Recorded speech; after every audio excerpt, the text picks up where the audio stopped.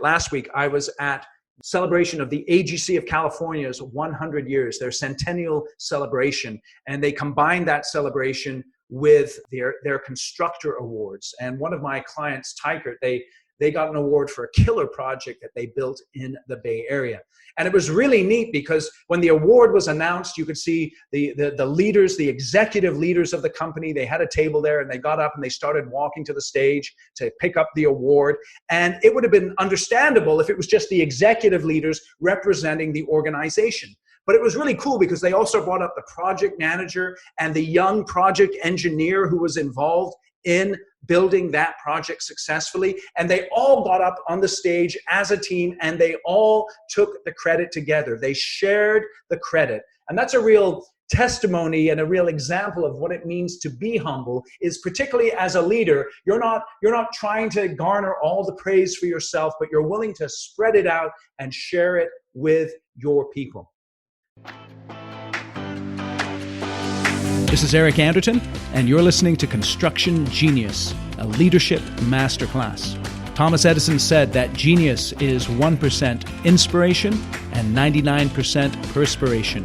If you're a construction leader, you know all about the perspiration, and this show is all about the 1% inspiration that you can add to your hard work to help you to improve your leadership. When I was a child, soccer, or as I knew it then, football, was my obsession. I remember my dad asking me what I wanted to be when I grew up, and I immediately said a professional football player. And then he asked me right after that, well, what if that doesn't work out? And I said, I'm going to work at a petrol station. See, I was born in England, and so petrol station, same thing as a gas station, right? Well, I never did become a professional football player, and fortunately, for me at least, I'm not pumping gas at a petrol station. I was born in Bristol in the south of England, and because soccer or football was my obsession, one of my most clear memories from my youth was going to see our local third division team, Bristol Rovers, playing a match, standing in the stands. I was a little shorter than all of the adults there with my dad, one of those old sort of rickety soccer stadiums, watching this lower tier soccer team play. Bristol Rovers, they were kind of small potatoes, but fortunately I was not condemned to supporting a small time club because my dad was born in the north of England. Bristol was in the south of England, and he lived near a city famous for two things: music and soccer. The city, of course, is Liverpool, home of the Beatles and one of the world's soccer icons. That is Liverpool Football Club. In fact, during the 1980s, when I was a boy living in England, they were a major force in English and European football. They won 11 titles in that time in what is now known as the Premier League. So at that time, if you supported Liverpool, it's kind of like supporting the Patriots. But since that time, they haven't won the league since 1989, 1990, a drought of almost 30 years. Until now, when they have become, once again, a top-class club. And they began to rebuild the franchise in recent years with new ownership, a new manager, and new players. And now, without a doubt, they're one of the top 5 teams in the world, recently winning the Champions League and even the World Club Championship. So the fans in the stands can chant that they're not only champions of Europe, but they're champions of the world. But it's funny being in the Premier League and being in England. At the end of the day, it doesn't really matter if you're champions of Europe and champions of the world if you're not Premier League champions. And that is the title that they are pursuing. Right now, Liverpool are in the midst of a historic run of success in terms of wins and losses. And what has enabled the team to perform at such a high level?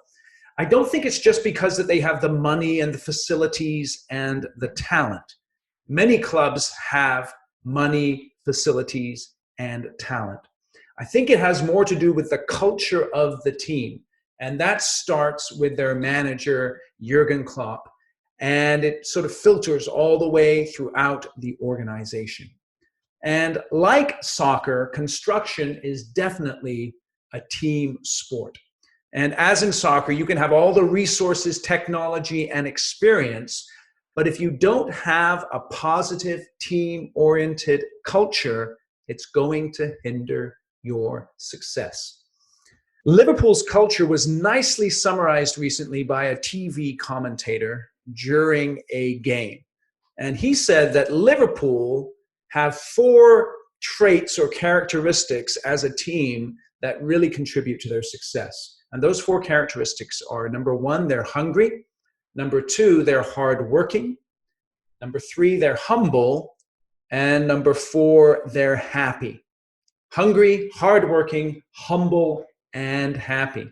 I believe that those 4 traits are common to most great teams. And in this episode of Construction Genius, I'll describe each one of these traits and discuss how you can promote them in your construction company so that you too can build strong teams, and as a result of that, enjoy the success of building profitable projects. So let's start with this idea of hunger. What do we mean by hunger? Hunger is an interesting thing, isn't it? Because it's something that we experience pretty much on a daily basis from a physical point of view. So we're all familiar with what hunger is. It's a desire, or it's a lack. And in terms of Liverpool, the soccer club, they're hungry because they haven't won in a long time. So think of something that you really enjoy eating, just for a moment, that you haven't had for a long time. And when you begin to think about that, it creates a hunger or a desire in you that you might want to run out and fulfill. And hunger is extremely motivational. And that's why hunger is important. So a good question for you to ask yourself and folks in your construction company is, what is your motivation, or what is the hunger that is driving you? Because what hunger does is it brings focus to your efforts and your energy. And it causes you to look at available resources and get creative.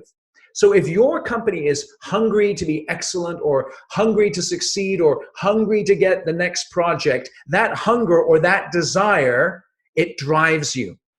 And how is hunger practically expressed? Well, it's practically expressed, number 1, in dedication. If you're hungry, you dedicate your efforts to satiating that hunger. It's also seen in initiative. In other words, you'll move forward and you'll seek to fulfill that hunger, and you'll persist in that initiative until that hunger is met. And it also results in ingenuity. You're going to figure out, if you're hungry for something, you're going to figure out how to satiate that particular desire. And so if you want to be the best, if you want to build a successful company, if your team wants to build profitable projects and deliver real value to your customers, you're going to take the initiative, you're going to be ingenious, and you're going to dedicate yourself to fulfilling that hunger. And so think about this, just as we wrap up this point on hunger. What is it that motivates you? If you think about in terms of sports, what motivates sports teams? Well, winning obviously is a great motivation. Recognition that comes from the winning. Think about being a professional athlete and the recognition that you receive when you succeed. Money is obviously a part of it. Pride, a sense of accomplishment and achievement. Even on a team, there's that sense of family that really motivates a lot of people. That's why people love being on teams, because there's a sense of belonging and camaraderie. And you really want to be cultivating that in your construction company. And so search yourself and ask your people and really determine what is it that is motivating you. And the best companies, I believe, are similar to sports teams in that they're hungry for wins. They're hungry for recognition. Of course, they want to make money. They want to have a sense of pride and accomplishment and achievement. And the best companies have that sense of family, of camaraderie that characterizes the best sports teams as well. And the final thing about this idea of hunger is one of the things that people are really hungry for is this idea of mastery. And that's one thing that professional athletes enjoy, because if you're going to be a professional athlete and play at the highest level, you have to master your craft. And I think that's something that you need to focus on as well, is cultivating in yourself and in your people a hunger to really excel and be good at what you do. So it's one thing to be hungry, but it's another thing to put in the hard work. And that's the second trait of successful teams that we want to take a look at. Because you see, hunger is universal, but hard work is not. There's an interesting proverb. It says this: no matter how much you want, laziness won't help a bit, but hard work will reward you with more than enough. That's taken from the book of Proverbs in the Old Testament. By the way, I'll give you a quick tip here. One of the things I like about the book of Proverbs is that there's 31 chapters that make up the book of Proverbs. You can read a proverb a day every week, every month rather. All you need to do is look at the calendar. Like today when I'm recording this, it's February 6th. So if you wanted to go through the Proverbs on a regular basis, you just pick up the Old Testament and read Proverbs 6. Free tip right there. Okay, back to the show. Let's talk about being hardworking. Okay, now to this idea of hard work, I want to really add the idea and the qualifier of intelligent hard work. You know, there's that old cliche, don't work harder, work smarter. I like to combine those two things, work smarter and harder. Intelligent hard work is really where you want to be focused on.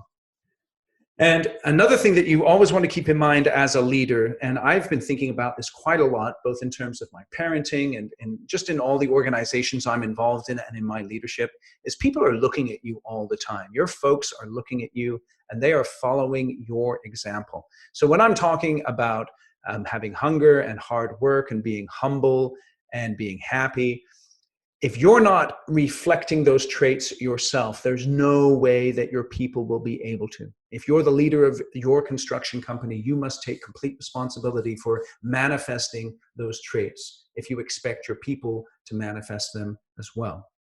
So what is hard work? What is the hard work of a construction professional? Well, we could say many things about this, but I'd just like to make a few points. Number one, you have to get clarity and understanding about the job that you're building.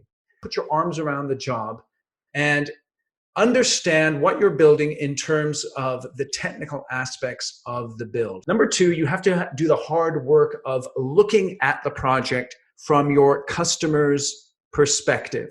Because ultimately in construction, you are providing a product and a service, and that product or service you provide in exchange for money from those that you serve, your customers in other words. And so it behooves you to look at the project from your customer's perspective and do the hard work of putting yourself in the other person's shoes, asking what are they looking to get out of this project, what are their requirements, what constitutes a good experience for them. And that's not always easy to do, to be able to look at a project from your customer's perspective. But if you're able to do that, if you do that kind of hard work, it will give you insights that can really help you to deliver your products and services in such a way that meet the customer's needs.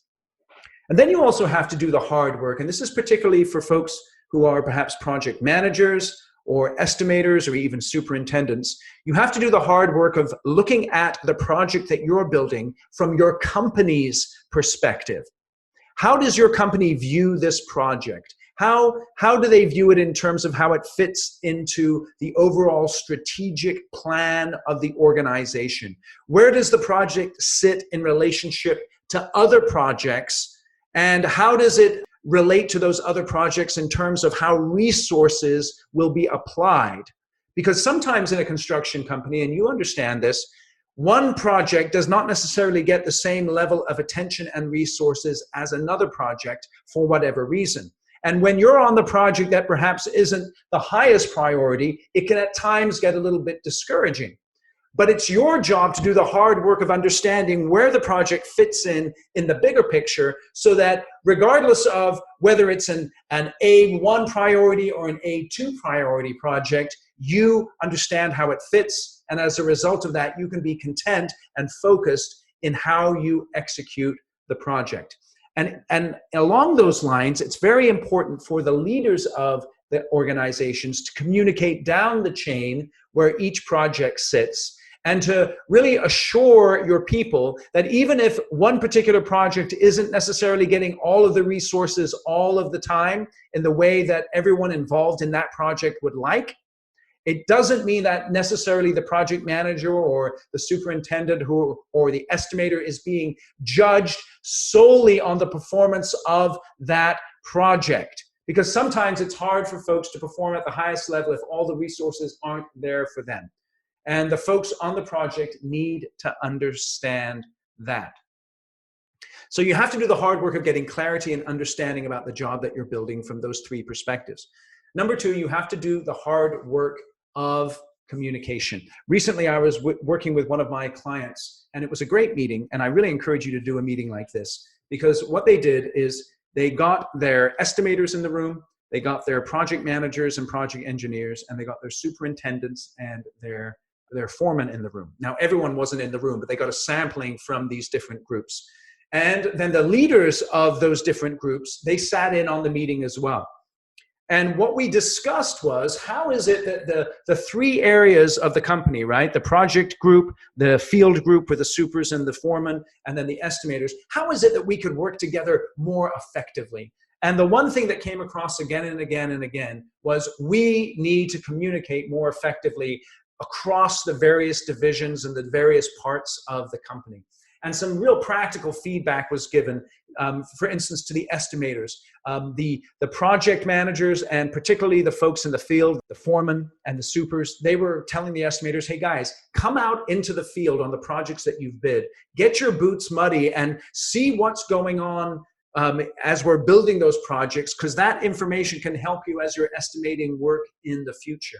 In terms of the field, the feedback that the estimators were giving to the field was, make sure that you give us the right data or clear data. Make sure that you report the information from the field back up to the estimators so we can have an understanding of how accurate we are in our estimates and adjust accordingly. And then the field was also communicating with the PMs in light of scheduling and just asking them, make sure that when you're scheduling various trades to come out to the job site, try your best not to stack the trades. I'm giving you this example because the main issue that came up was the importance of communication. And you really have to do the hard work of communication if you're going to be successful as a construction company. Another aspect of hard work is you must do the hard work of being competent. And so think about this. What's harder and more stressful? Firefighting or fire prevention, right? I'm no expert, but I would guess firefighting is more stressful and harder work. And unfortunately, in construction, we tend to spend a lot of time firefighting and not enough time fire preventing. And the reason why that happens is because either a lack of competence or a lack of attention to detail. And as a result of that, a lot of hard work is generated, but some of that hard work could have been avoided, that hard work of firefighting, if the hard work of fire prevention had taken place before that. And I'll give you an example. I was working with a young construction professional, and she's involved in dispatch, helping to figure out how to improve her job performance. And after thinking about the outcomes that she needed to achieve as someone in dispatch and the tasks that led to achieving those outcomes, she committed to spending a total of 30 minutes a day chatting with her foreman to make sure that they have communicated and she has accurately understood all that they need for the day's work, so that she can dispatch those resources and that equipment to the job site in such a way that they have everything that they need just to ball out for the whole day. And I asked her what the impact of that proactivity, that fire prevention would be, and she said it would really help to reduce her stress. And so she committed to that upfront work in order to prevent the fires that often occur as a result of that lack of communication. So make sure that your team is doing all of the hard work necessary in order to be successful. Because if you're hungry and you're working hard, it's going to help you achieve your project goals. Now, let's move on. We've talked about hunger and hard work. Now let's look at humility. This is really interesting.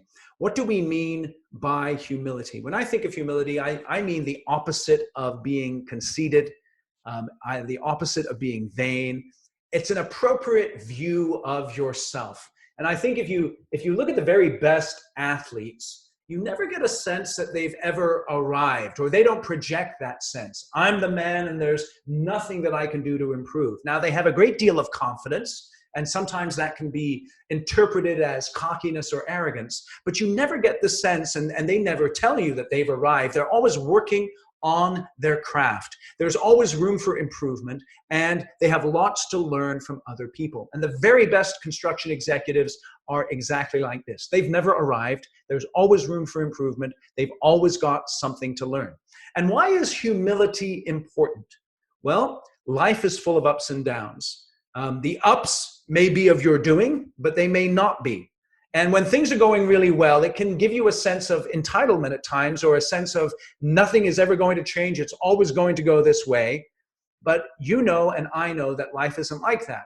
With the ups comes the downs, and those downs can be dispiriting because you never really know how long they're going to last. And you think, man, I've got this hunger, I've put in all the hard work, and yet there's this failure, or I'm not as profitable as I would like to be. And that can get discouraging. And that's why humility is so important, because when you're up, you don't want to get too up. And when you're down, you don't want to get too discouraged and beat yourself up. And I really believe that people who are truly humble have a sort of a steady, even keel about them in their lives. And so how is humility practically expressed? Well, number one, you show up every day. You just show up every day and you put in the work. Number two, you commit to supporting other people. Number three, and right along with that, there's a real lack of selfishness. It's not all about you. You're there to support and help others because, again, construction is a team sport. Number four, you don't make it all about you. I'll give you an example. The 49ers had a really good season this year, losing tragically in the Super Bowl, but nevertheless, they did really well in the playoffs. And in the NFC Championship, Jimmy G, their quarterback, only threw the ball 8 times. And people kept asking him, Jimmy, don't you wish you would have thrown it more than 8 times? And Jimmy was like, no, man, I don't care, because the Niners were running the ball so well, he didn't have to throw it. He didn't make it all about him. He was just interested in winning. And that's a real expression of humility. Another way to express humility, number 6, is to admit mistakes quickly. How long does it take you to say, hey, guys, I blew it, right? The longer it takes, the more the pain will increase. So let me encourage you, when you make a mistake, admit it as quickly as possible. Number 7, take responsibility and spread the credit. It's really interesting. Take responsibility and spread the credit. Last week, I was at celebration of the AGC of California's 100 years, their centennial celebration, and they combined that celebration with their constructor awards. And one of my clients, Tykert, they got an award for a killer project that they built in the Bay Area. And it was really neat because when the award was announced, you could see the leaders, the executive leaders of the company, they had a table there and they got up and they started walking to the stage to pick up the award. And it would have been understandable if it was just the executive leaders representing the organization. But it was really cool because they also brought up the project manager and the young project engineer who was involved in building that project successfully. And they all got up on the stage as a team and they all took the credit together. They shared the credit. And that's a real testimony and a real example of what it means to be humble, is particularly as a leader, you're not trying to garner all the praise for yourself, but you're willing to spread it out and share it with your people. Okay, so we've discussed being hungry, we've discussed being hardworking, we've discussed humility. Now, let's talk about being happy. Effective, strong teams are happy teams. And what is happiness? Happiness is an idea of well-being, of joy, of contentment. I think contentment is something that we can really cultivate in our lives. What does it mean to be content? It means to be okay with the situation that you're in. The situation may not be ideal, but you're not going to lose your mind over adverse situations. You can be content when things are going well. Again, you don't get too high. And when things are going badly, you don't get too low. You're just okay with the circumstance that you're in. And how is unhappiness manifested? It's manifested in complaining, in grumbling, in self-pity. And why is it that people aren't happy? Well, I believe that one of the reasons why people aren't happy is they aren't good at anything. You think about it in our culture many times. You think about how excellent our entertainment industry is, for instance, the millions of dollars that go into producing a movie, or the excellence of the athletic endeavors and sports teams that we watch. We spend a lot of time watching other people be excellent, and yet we don't take the time to cultivate excellence within ourselves, in our vocations, or in our hobbies, or in our relationships. And as a result of that, we struggle in those things, and it causes a great deal of unhappiness. Another reason why people aren't happy is they just do things that they know are wrong, or they don't do things they know are right. And intertwined in all of that, they don't put enough effort and energy into maintaining good relationships with those who are most important to them, both at work and at home. So how can you cultivate happiness on a regular basis? Well, you need to be able to get small wins under your belt, small wins. And one of the ways to do that is to consistently commit in your construction company to communication. Communication on a daily, weekly, and monthly basis. And really embrace the process of construction. One of my clients well said, construction it sucks, but it's fun. And I know I've mentioned that before on the podcast, and that's kind of like life, isn't it? Life sucks, but it's fun. And you've got to really be able to embrace that and pay attention to the process, understanding that one day doesn't sum up your whole life, and 1 week doesn't sum up the success of a project, but you can make incremental steps to achieving your project goals day by day, week by week, and month by month. And I'd like to say this: if you are combining hard work, hunger, and humility, you are going to be a happy person, and you're going to be able to build happy teams. Because if you're hungry and you don't work hard, you won't be happy. You'll just starve. If you're hungry and you do work hard, but you lack humility, you'll never be happy, and you'll never be able to create a happy team. There'll be always something missing there. And that's why it's so important to have those 4 traits: hard work, hunger, humility, and then to cultivate that happiness. And it's interesting, if you think about Liverpool right now, and I think particularly about that idea of happiness, one of the objections I might come up with is just to say, it's easy for Liverpool to be happy because they're winning. Of course they're happy. But I'd like to say that winning, which creates happiness, is because they're cultivating those other 3 aspects of hunger, hard work, and humility. And again, you might think, well, Liverpool, they have the resources, they have the great players, and look at construction, right? Maybe I don't have unlimited resources and the talent is not that great. How am I supposed to create and cultivate those great teams? Let me just say this. It doesn't necessarily make a great team when you have resources and the best talent. We all know really talented people in construction who are bad team members. So don't think about your lack of resources. And if you do have people who don't necessarily have all of the talent, think about how you can cultivate that talent and develop them. Focus in on maximizing the resources that are available to you. So as I'm recording this podcast in early 2020, Liverpool is on the verge of winning the Premier League title. And it'll be the first time again since 1989, 1990. And they are undefeated. They're top of the table. And I got to say, as a Liverpool fan, I'm pretty excited. Think about your next steps. Think particularly about the atmosphere of the teams in your organization. Are they hungry? One way to develop hunger within your organization is to set goals, either for the company or for the project, that stretch folks, but are attainable. And to be an example yourself of someone who diligently pursues those goals.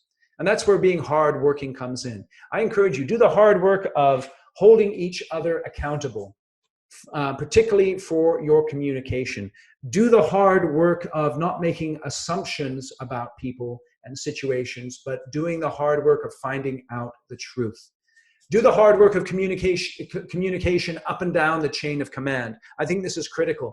Folks in executive positions, you should have an open door policy to people in the field for them to be able to come and tell you like it really is.